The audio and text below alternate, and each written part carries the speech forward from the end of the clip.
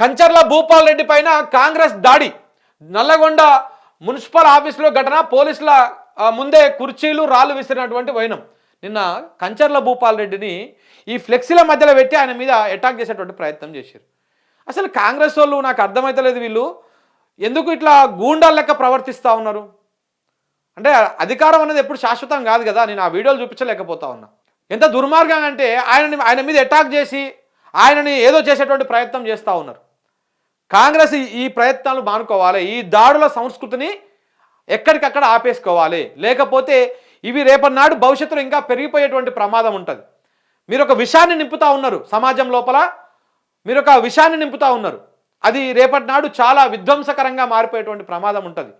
గతంలో ఎప్పుడు లేదు తెలంగాణ రాష్ట్రంలో కక్షపూరిత రాజకీయాలు. ఈ 10 సంవత్సరాల కాలంలో ఎప్పుడు కూడా కక్షపూరితంగా వ్యవహరిస్తున్నటువంటి పరిస్థితి మనం చూడలేదు. కానీ ఇవాళ రోజున చూడాల్సి వస్తుంది. ఎందుకు ఈ రకంగా కాంగ్రెస్ నాయకులు కానీ అధికార పార్టీకి సంబంధించినటువంటి వాళ్ళు కానీ ఎందుకు ఈ రకంగా ఇట్లా దాడులకు పాల్పడుతూ ఉన్నారో అర్థం కాని పరిస్థితి. సో కాబట్టి ఇవి బంద్ పెట్టాలి. ఇవి బంద్ పెట్టుకోవాల్సినటువంటి అవసరం ఎంతైనా ఉన్నది. లేకపోతే ఇది రేపటి నాడు మళ్ళీ మీకే మళ్ళీ ప్రమాదంగా మారేటువంటి అవకాశం కూడా ఉన్నది. నిన్న కంచర్ల భూపాల్ రెడ్డి మీద దాడి చేశారు.